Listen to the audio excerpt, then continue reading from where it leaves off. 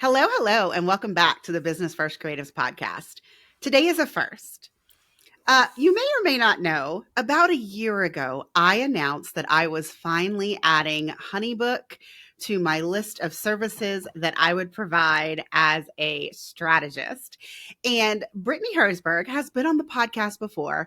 She was on the podcast about a year ago during the Simple SEO series, and she talked about case studies.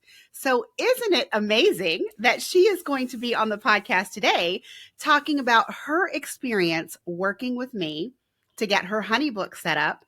And in the end, it is going to end up being a case study that I can share with all of you again and again and again.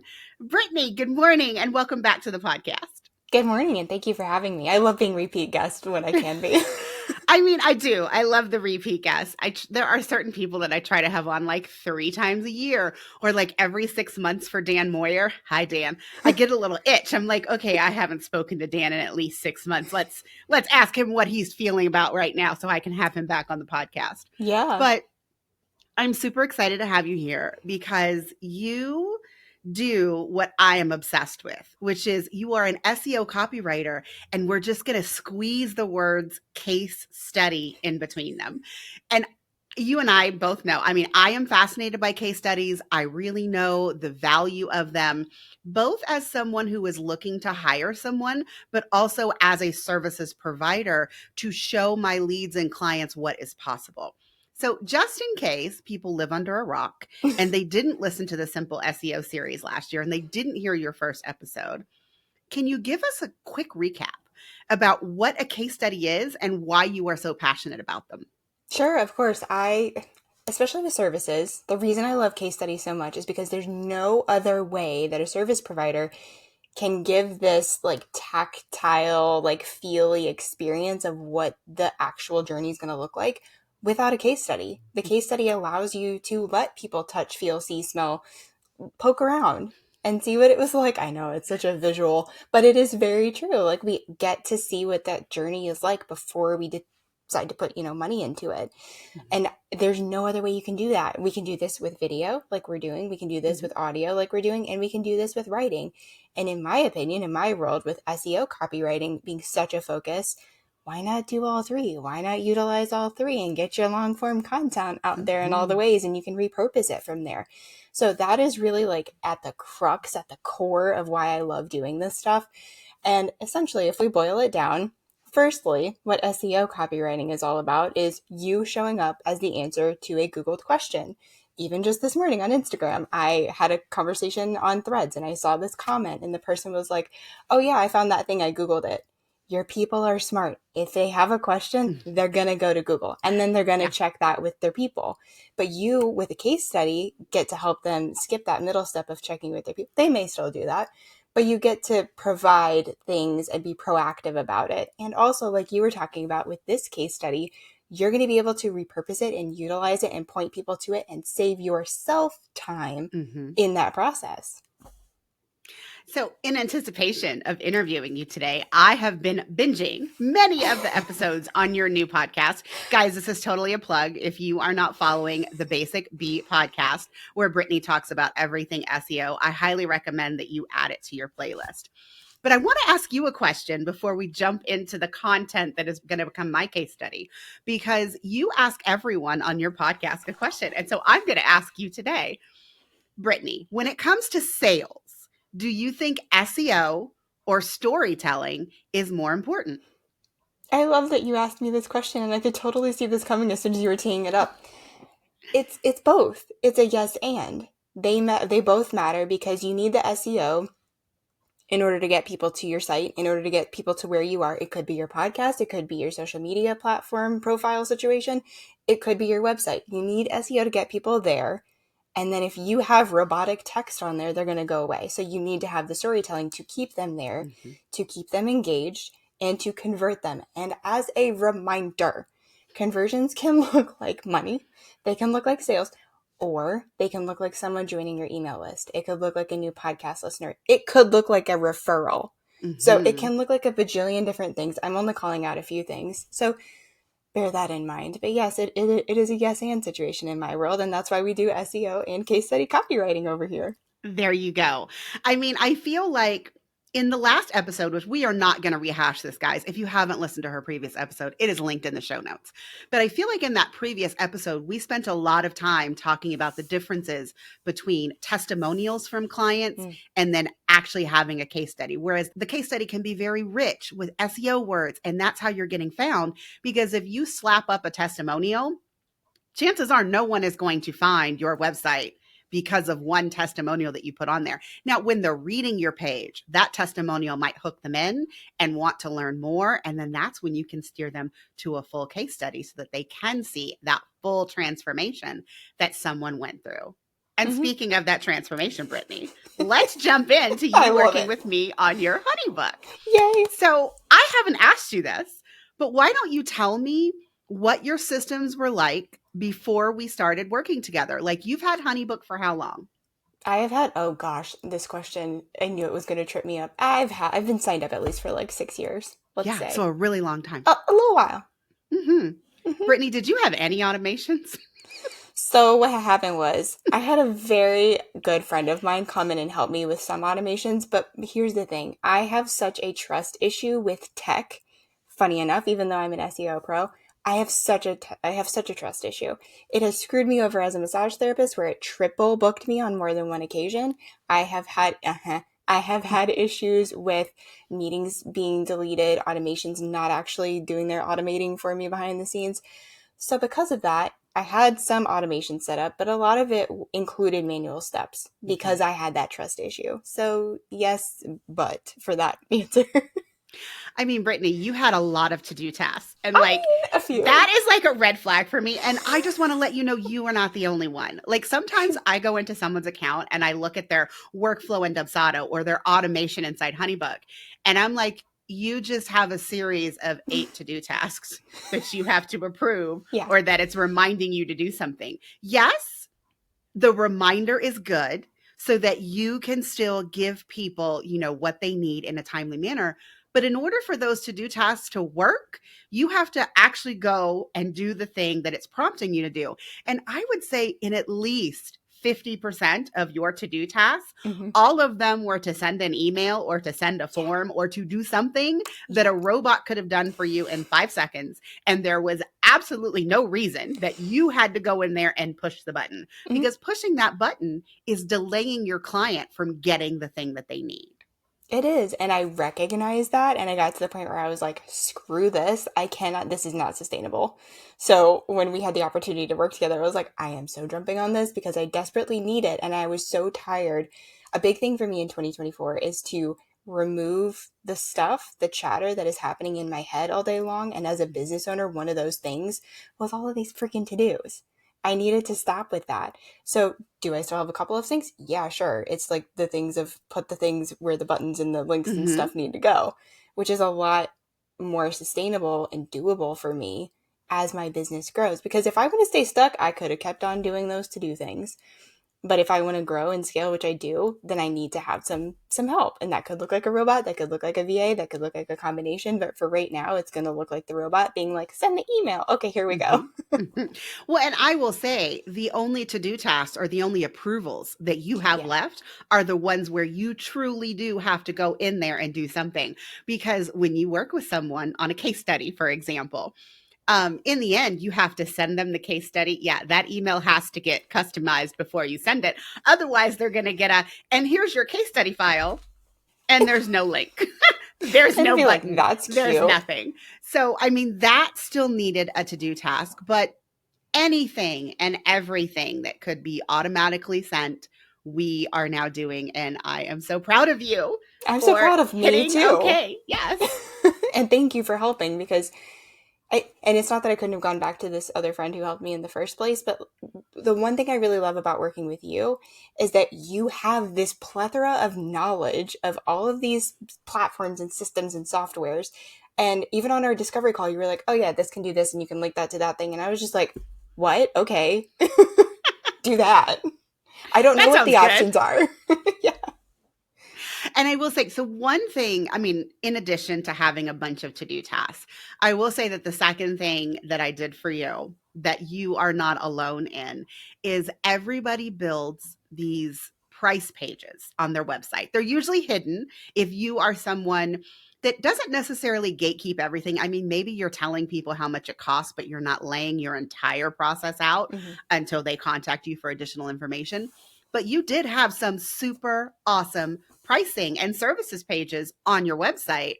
But we don't want someone to inquire with you and then you're sending them back to the website for all of that information. And then you have to pull them back into Honeybook in order to complete that booking process. So one of the things that we eliminated was sending them back to your website and then trying to bring them back into Honeybook, because Honeybook in particular has smart files where you can really jazz up the smart file to include the services, which then links them to the contract, which then links them to the invoice, and you get paid.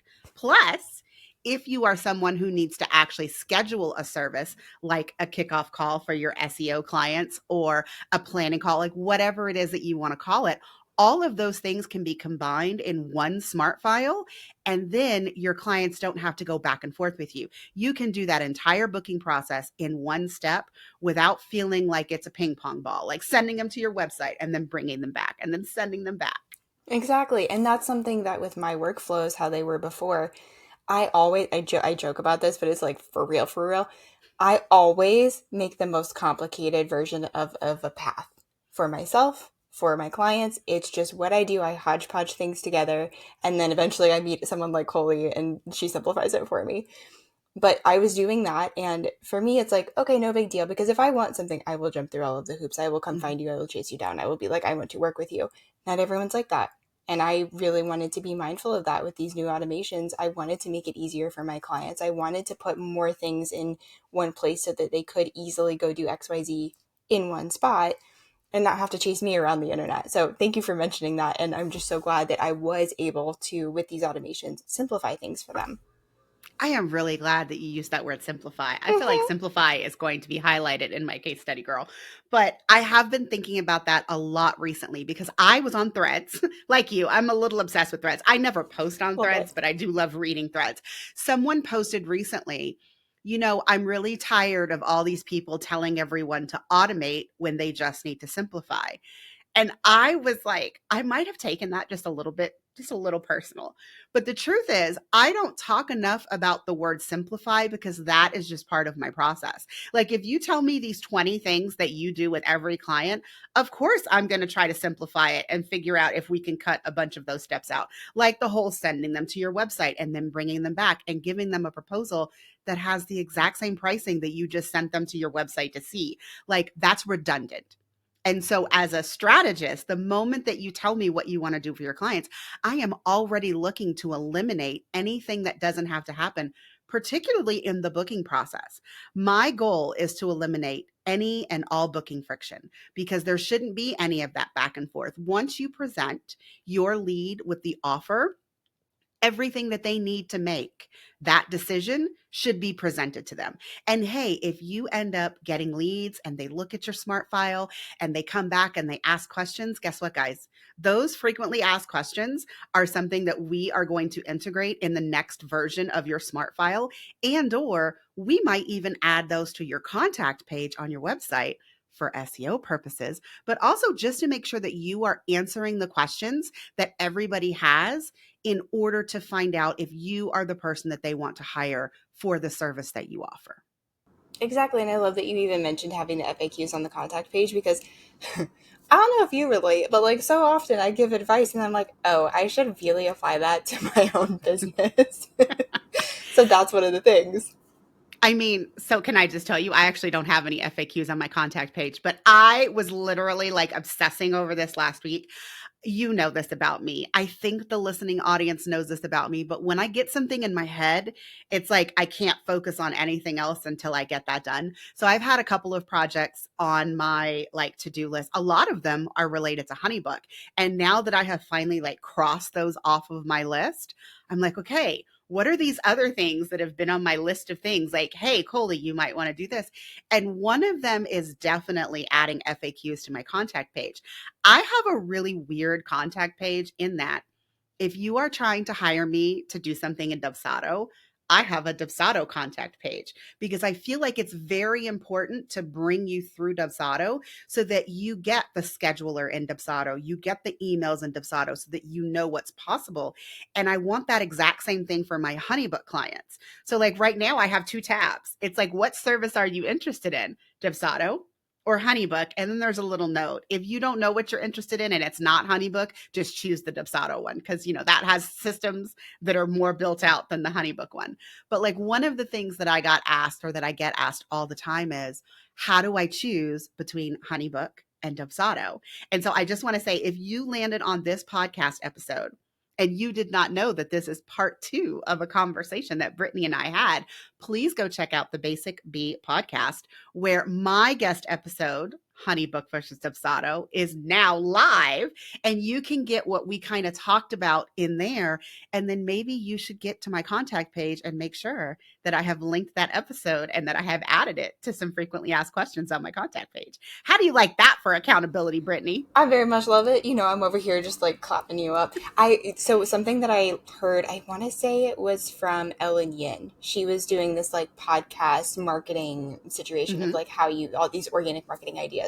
I think she had 7 or 9 and only one of them was paid. One of the ideas she had, and I would love for us to test this out, that's why I'm dropping it mid interview, is about taking that podcast episode and embedding it.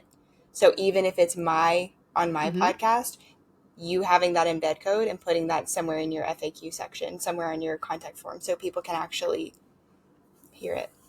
So I just want to say, also linked in the show notes of this one is going to be, if you listen to the previous episode, and Brittany, I'm telling you this now, I don't know if you remember, but when we recorded that episode, I was like, I'm going to make a freebie that goes a little bit more in depth, Honeybook versus Dubsado. I didn't end up making a freebie. I just wrote a really long blog post. Oh, and so it is, yes. And it has really amazing graphics where it's like, this is this and this is this. It's great.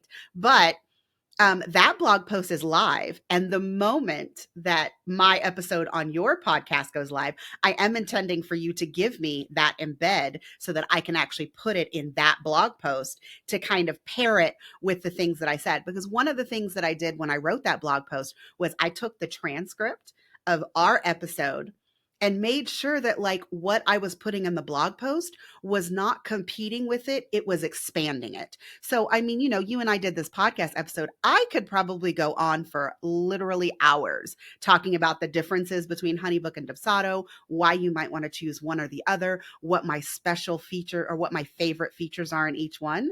But I mean, that's hours and hours and hours. And so I ended up writing these things down to accompany the conversation that you and I had on the Basic Bee podcast. I love that. I mean, this is just one of the reasons I love working with you. Our brains just like, there's such synergy there where you have an idea or I have an idea, and 9 times out of 10, like one of us is ahead of the other one. It's like, oh my gosh, I just had that idea and like it matches with what you were planning. There you go. So we talked about what it was like before you worked with me on your Honeybook. Now let's talk about during. Like, what did you think about my process of kind of pulling the things out of your brain that I needed and also giving you the opportunity to tell me what was important for you at the end of working together? Yeah, I loved it. In short, I loved it.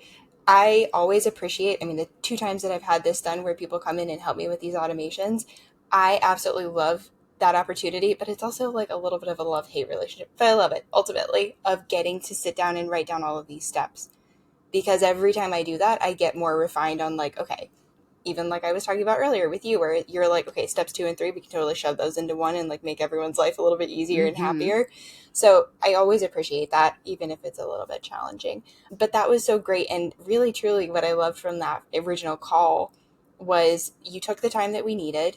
You asked me questions. You would sometimes rephrase the question and get me to answer it again, or it would like revisit us toward, 20 or 30 minutes later. And I could tell that you really wanted to understand me, my life, what would work for me, as well as my clients, and really like, what am I doing here with them? What is the next step? You got me to think a little bit differently.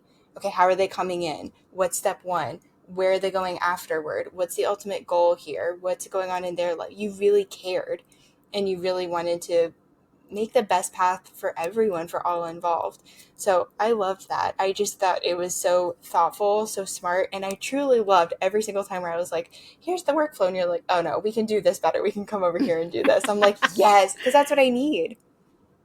Well, and I do want to say, first of all, it's great that you were working with me and that I was getting you to really think about your processes. I think that that's a big part of working with a strategist, because often I have people who come to me and they're like, okay, but Colby, like, I don't know what I should be doing in my business. I'm like, number one, you have processes. Even if you don't know that you have processes, believe me, you do. Even if they're bad, you have processes. And number two, it is my job to listen to what you're currently doing, figure out what I think you should be doing, and then we figure out the best path together. Because I don't ever want to create a system for someone that doesn't feel good to you to use. Because you know what happens if I create like this massively automated system that doesn't really fit your business? You end up not using it. And then that's a waste of my time. It's a waste of your money. Like, it's just a waste all the way around. So we have to make sure that whatever I end up delivering to you is aligned with your business and also how your brain works. Like, I've got this joke. I would tell people sometimes, no, I can automate the shit out of just about everything. But it does not mean that the people who come to me need me to automate every single thing in their business. Like, sometimes you will get automations that are just too much for you to handle. And I always say that your systems are like living, breathing things. And so I give you this system now. And guess what? After you start using it and after you get comfortable with it in 6 months, maybe you are to the point to where you're like, you know what, Coley? I kept sending this one email over and over again. And now I think that I've written it in a way where it doesn't require customization. Like, I can just send it. Guess what? I'm going to give you a little instruction. Well, go do this, put in this trigger, and then remove the approval button. And then, you know what? You can just send it. So these are things that people should be doing inside of their business every 6 months minimum. And like you said, I really made you sit down and think about your processes. Guess what, Brittany? In 6 months, even without me being there with you, you should sit down and do it again and write down your processes and see if anything has changed in your business with your offers. And then in terms of how comfortable you are now using the automations versus how little you trusted them when we first started working together. I know. I'm definitely excited to refine things. And even, I mean, it hasn't been that long. And even still, I'm like, oh, I could word that a little differently. Oh, I could do this a little differently. So I am, and I do feel confident to go in and to navigate the automations and to tweak them just a little bit. Now, that's not saying that there won't be a, hey, Coley, please help me boxer someday. I mean, I'm here for it. I know. And I appreciate that too. It's like, it does not feel like Coley is creating this for me. And then she's like, peace out. Good luck. You know, hope you can do this on your own. Like, it very much feels like you're around. Yes, I will also say one of my absolute favorite things about Honeybook is the fact that now that I've given you this system, if you do find it necessary to tweak your emails, when you go into the email templates, it automatically updates your workflow. I'm going to say that is something that's missing from a few very popular CRMs. I'm just going to put that out there. Like, we have to update the template, and then we have to go back into the workflow and like re-choose the email so that it updates. One of the most annoying things. And now that I've had, you know, quite a few Honeybook setups under my belt and I had to do all of this stuff for my course, I'm like, why is this not a standard thing for everyone? And like, there's no real easy way in other CRMs to determine where an email is used. So you basically just have to be like, oh, well, I know that it's in this workflow, this workflow, this workflow, and then go update every single one of the workflows. Like, that's not annoying at all. It's not annoying at all. I mean, in my Honeybook versus Dubsado, Honeybook definitely gets the check mark for that. I'm just saying. Yeah. And that was cool too. I mean, the conversation that we had, the podcast that we recorded, it's very interesting to hear. And we did that before you came in and helped me with my workflow. So I was very much in that interview like, do I really want to stick with Honeybook? Do I maybe want to go to Dubsado? But after hearing what you said, I really, again, felt confident moving forward with that and trusting that that was the platform that I wanted to use. It's helped me. And to your point, I go in there. I like going in there. I like using it. It works for me. Maybe one day I'll change to Dubsado, but for right now, I'm really enjoying using Honeybook. And I do think, especially for someone like me, where there's a little tech phobia, it's hugely important that I like what I'm using, which is just like, I'm not super drawn to Airtable for everything. I enjoy going into Notion, so I've got Notion stuff built out. I am unfamiliar with Dubsado. I'm super familiar with Honeybook, and I'm getting more and more familiar with it, and I'm comfortable with that. So I'm going to stay with that because I'm going to go in, because I'm going to use it, because I've learned to trust it, thanks to Coley. There you go. I mean, I always say the best CRM for your business is the one that you're going to actually fucking use. I'm just saying. I mean, point blank. There is no point for me to set something up for you. And every time you open the app, you're like, oh, do I really have to work on this today? No, you know what? Maybe I'll just come back tomorrow. No. Or maybe never. Like, Or we maybe don't need never. that. No. Like, no, that is not a good idea.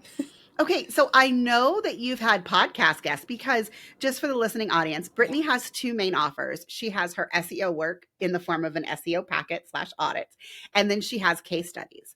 And then the third branch is, of course, her podcast. And I ended up working to set up all three of them in a more streamlined, automated way inside of Honeybook. I know that you've had podcast guests that have gone through the process. How's that gone for you? It's been amazing. It's been just easier, more effortless. I definitely trust that automation. I mean, it's working for me. So it's just a different experience for me and for the podcast guests. And I even had some people where they were booked in, like, let's say the old automation. Mm-hmm. And I was like, excuse me, please disregard that email. This is the new one. This is the new link. You get the fancy experience. And everyone was so excited that they went and booked. Yeah, that's exciting. Yeah. What about your paid work? Have you been able to use either of your automations to book any new SEO or case study clients? Because I know it hasn't been that long since I set it up. It hasn't been that long. However, and I've been able to kind of like put part of the automation on for some of the clients that I had existing and use it from there. So using it from, like, let's say step 3 instead of step 0. Mm-hmm. And that's been amazing. And then I have a couple new clients where they're just about to the point where, like, we're fully officially, like, signed on the dotted line and all of that. So I'm very excited to be able to go in and really use the systems, use the automations in the way that they were designed to be used. And I'm excited about it. And like I said previously, tech phobia was not trusting over here. And now I'm just, like, so stoked for it. Now, Brittany, I know that you like numbers for your case study. And this is always an interesting thing because when people ask me, well, what kind of data do you like to share regarding your services? Like, do your clients have an uptick in how many in their booking rates? I'm like, absolutely, but I don't ever ask them for that number. I'm like, I am not an income marketer. I don't sell my services by saying, hey, if you streamline and automate your process, I know the fact that people end up booking 30% more clients. Like, I don't do that. What I do instead is I like to talk about time saved. I am very invested in making sure that every business owner gets as much time back as possible so that you can do more of what you love. And for some people, that's hanging out with your family. That's taking vacations. That's going to Disney. Oh, I'm sorry. Not about me, about other people. No, it can be. This is fun. We can talk about Disney. I knew you were going to mention it. I was like, tell us about Disney. I mean, and then for other people, it is about making more space to actually scale your business and take on more clients, because the more time you streamline in the administrative work means the more time, if you want to reinvest it back in your business, it's the more time that you'll have to actually work with clients. So, Brittany, what is your goal with implementing these systems into your business? And do you have any idea how much time it is saving you, either in a week, in a month, or per booked client or per lead that you want to share? That is interesting. The first number that's coming to mind, and I don't even know why, is 5 hours. Things are at least saving me 5 hours a week, at least. Let's just say that. We'll guesstimate it, and by the time I write the case study, we'll have an actual number because I will go back and scope that out. There you go. So on a day-to-day basis, saving me a ton of time. On a weekly basis, saving me a ton of time. And even if I don't know that number, I still just feel freer. I still feel like I'm able to lock into a project and stay locked in. I was able to write 2 case studies this weekend. I was able to help 3 SEO packet clients last week. That's huge. That is big for me. And it just, like, there's this sense of ease. And there is now a sense of trust that I can trust that these automations are going to go and do what they need to do, and that I don't have to sit there and micromanage. Like, Brittany is over that life. So there's that, but there's also, like you mentioned, the scaling and the growing of my business. And I don't want to have a huge amount of clients each month. I want 4 quality done for you clients. That could be 2 SEO packets, 2 case study clients, or however that ratio would break down. but 4 big ones. And then we've got some blog writing, we've got some podcast show note writing, we've got all the little things that I love doing that are my passion projects that I don't want to give up. So I feel just like I can do that now. And like I don't have all of these swirling tasks happening in my brain, and I don't have to keep the ever running to-do list in my head by myself, that I can actually outsource a lot of this stuff, and it's going to be taken care of, and I can trust that it's going to be taken care of. So yeah, I don't know if that really answers your question, but I just feel freer. I mean, hey, a sense of not being stressed in your business is definitely a win for me. I mean, it's not a numeric win, but it's definitely a win. I mean, I want people to feel good about their business and about their systems. And I do want people to not feel like they have to micromanage every single portion of the client experience, because there is so much in the client experience that can be streamlined and automated so that every single one of your clients is getting a consistent experience, which, I mean, I spent a lot of time stressing over, oh, did I send that client questionnaire? Or, oh, did I send them that email? And then, of course, before I had a CRM, I was looking in like 4 different places. Okay, let me look in PayPal and see if they paid me. Let me look in mock forms to see if they signed my contract. Yes, girl, I was all over the place. Oh, I can't remember if I sent that email. Okay, let me go in Gmail. Let me go in the sent folder. Let me type in their name. Let me see. I mean, I think a lot of us take for granted now, even if you're not fully using your CRM, that CRM, because it centralizes a lot of your business operations, is saving you time. Now, there's another layer when we get your processes down and we do get you using from workflows and some email templates, some form templates, because every hour that you spend working on templates is going to come back at least tenfold. Like, you never have to create that template from scratch for another client ever again, which someone gave me a stat the other day. They were like, well, what if you were just saving 1 minute for every email? And I'm like, wow, 1 minute, you must be really efficient. I was like, I always say that I'm saving my clients at least 5 to 10 minimum, maybe 20 minutes, because when I would write an email, I'm like, oh, I need this. Okay, let me go dig in a folder and find this one thing. And oh, I need to put in the prices. I mean, it was so time consuming to make a proposal, customized from scratch, to write the email to send the proposal, to write the email once they book you.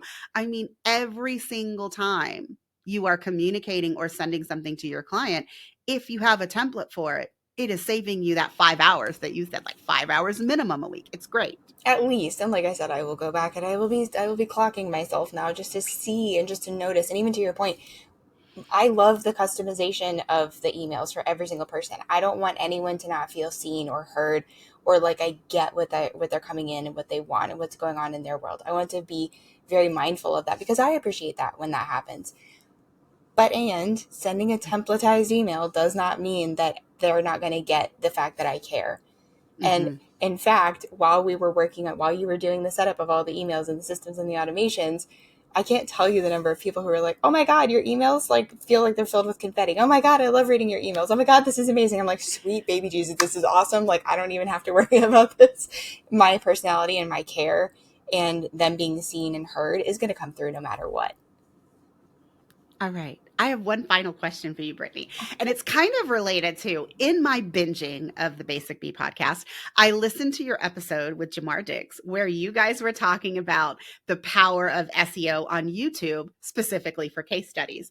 And earlier in this episode, you mentioned that, the case study awesomeness can be in a written form, it can be in a video form, and it can be in audio, which, by the way, this is going to end up on all 3. Hello, podcast. This is the audio. I put all of my podcast episodes on YouTube. And then, of course, you are writing an amazing blog post, which I am going to end up publishing on the blog. But from your work with case studies, after talking to Jamar, or maybe even before, I didn't know this, is there anything that you are doing when you work with someone on a case study that is going to help them optimize that SEO juice when they publish it to, like, let's say the podcast or to YouTube? Or is it just the written form? Like, do you have any tips or any guides, which, hey, I'm going to tell you, Brittany, if you don't have one, I think we're going to create one before this goes live. Very much are. We need to. And you even mentioned that when we were working together, that I need like more of these best practices, resources and stuff like that. And it got my brain thinking, and it, things are swirling in a good way. Is there anything that I do? Yes. It's not something that I do standard because not everyone comes to me with a podcast. Not everybody comes to me with a YouTube channel. But I love doing those little surprise and delight things. So when I can do that, I definitely take advantage of that. And I will say, I mean, with that conversation with Jamara about YouTube SEO as well as website SEO, there's a lot of overlap. And I would even say that speaking with him made it sound like YouTube SEO could be easier and simpler than website SEO. It's more of like that first question that comes to mind, or the question that someone asks you that you know you're answering that one thing. You could just use that as your title, and you could use keywords that relate to that. And you very likely wouldn't even have to check something like, what is it that I use? TubeBuddy. You could just go with that because you can trust that that's going to be a searched term, a searched phrase, something that someone wants the answer to. So that's just like my little basic opinion that YouTube SEO is a little bit simpler and maybe even more intuitive. And when we're doing website SEO, we need to be a little bit more strategic. But yeah, to answer your question, whenever someone comes in and I know that there's a podcast interview with this, or that this is going on YouTube, I'm very much like, you can do these things too. Here you go. Okay. So you get to look forward to that. I mean, Brittany, I almost feel like I don't even have to ask you how people can find you because, guys, all of the ways are going to be linked in the show notes. I am going to link her previous episode on this podcast. I am going to link her podcast in general.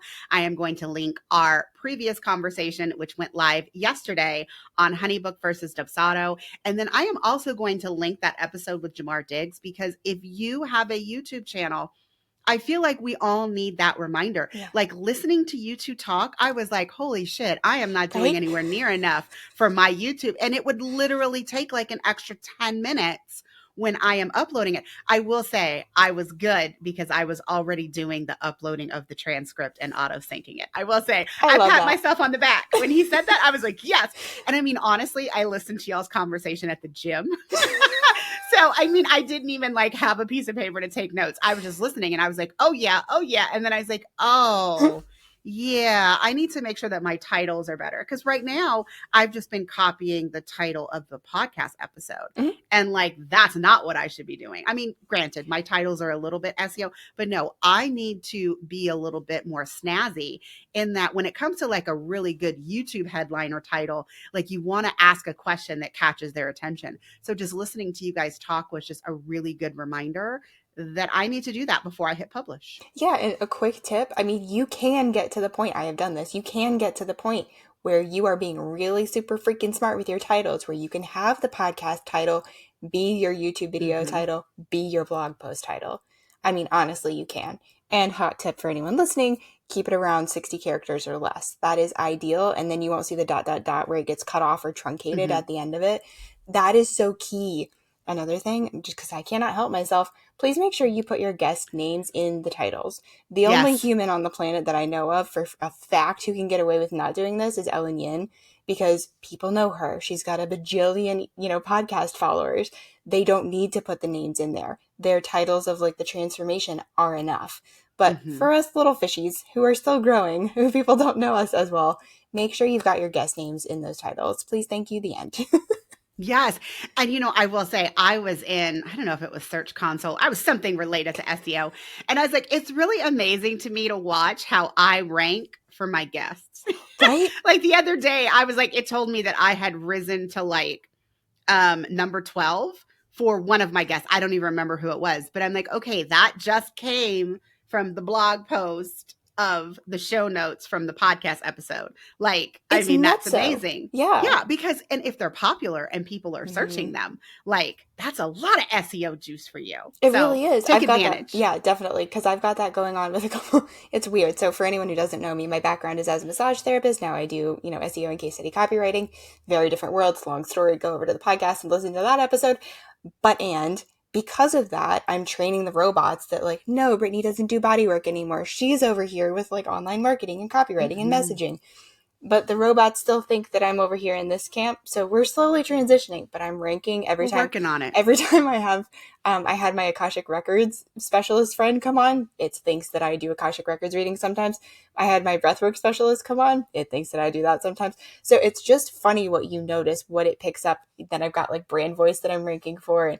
it's really fun. But yeah, you totally will end up ranking for some of your client stuff and your podcast guest stuff, which can help you because it's a door. All of these things are doors into your world, are doors into, invitations into just, what do you do? What are you about? How can you help me? Oh, maybe you can't help me, but you can help my friend over here. So everything is an opportunity, and just keep an open mind about it. All right, Brittany. I think that I should make sure that you're back on the podcast in 6 months so that I can figure out how your systems are treating you 6 months down the line.